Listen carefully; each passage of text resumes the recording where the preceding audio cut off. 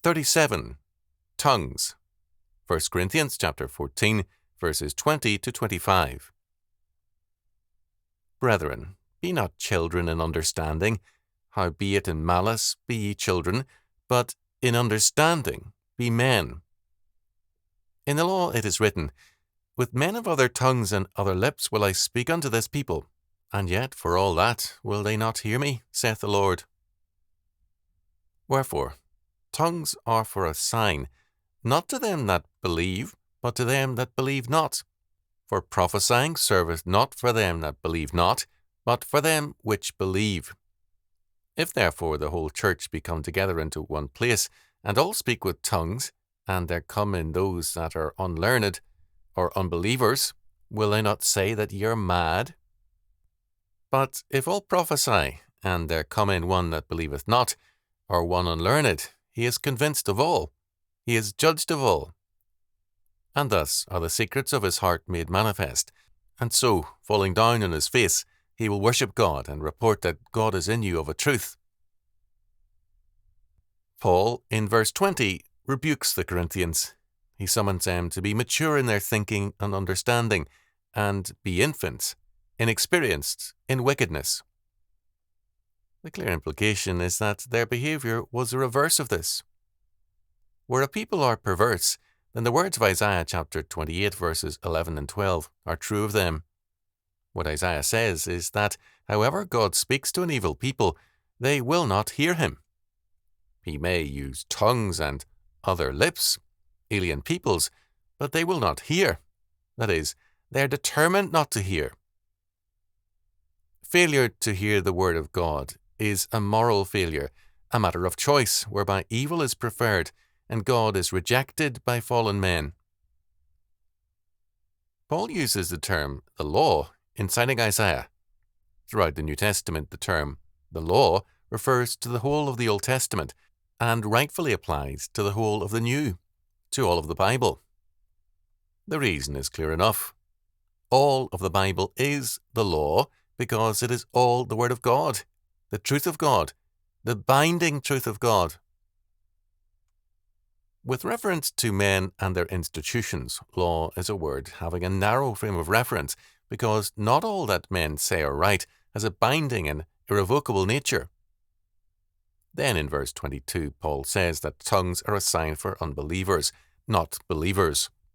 Again, this tells us what tongues are, actual foreign languages whereby a witness was made to a foreigner. The Roman Empire had a vast array of peoples and tongues within it. Most of its major cities were filled with foreigners. This was especially true of Corinth. As a manufacturing city, it had a variety of foreigners. To witness to a foreigner in his native tongue was thus a most effective act. The foreigner was not hearing a mindless babble, but an actual witness in his native tongue. On the other hand, to prophesy or preach to a believer in his own language was good and necessary. We can see why Paul stressed order in worship. It had to be purposive, to convert or to instruct, not merely to parade a private gift. Biblical meaning is essential to proclaim the Word of God.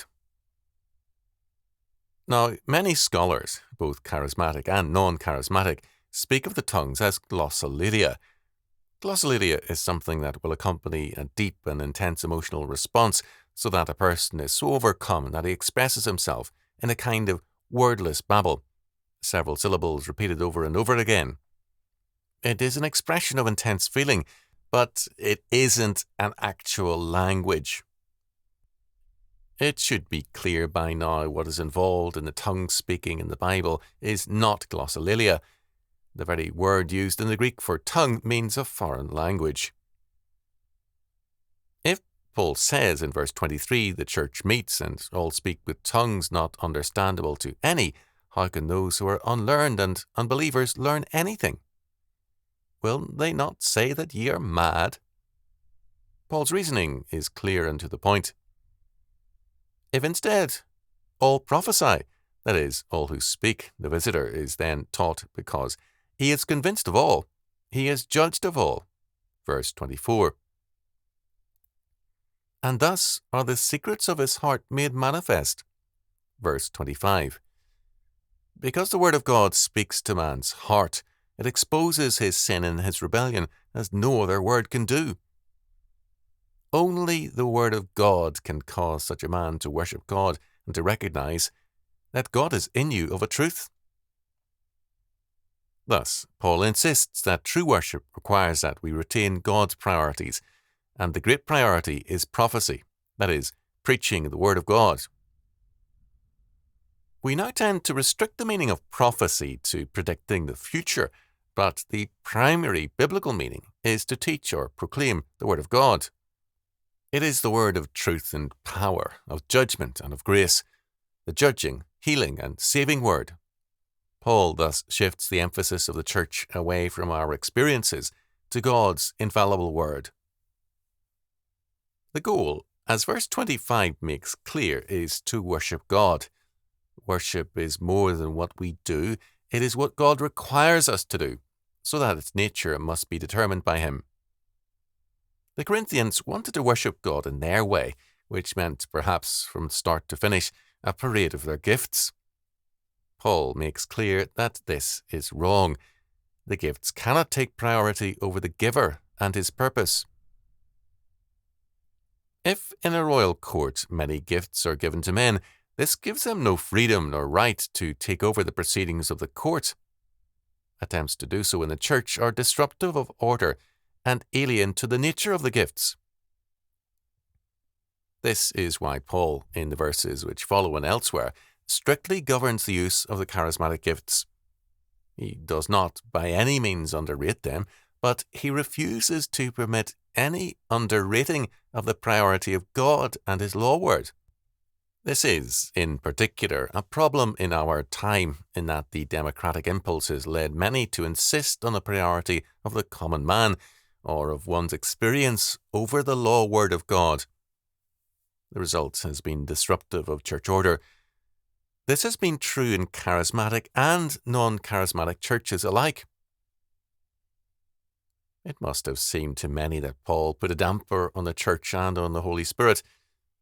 But the Spirit cannot be separated from the Father and the Son, as the Wacamites and their successors have done, to give us, in effect, three gods, with three separate ages, that is, of law, grace, and the Spirit of love. This is anti-Trinitarian thinking and heresy. Wacamite thinking undergirds many heresies as well as the anti-Christian thought of Hegelians.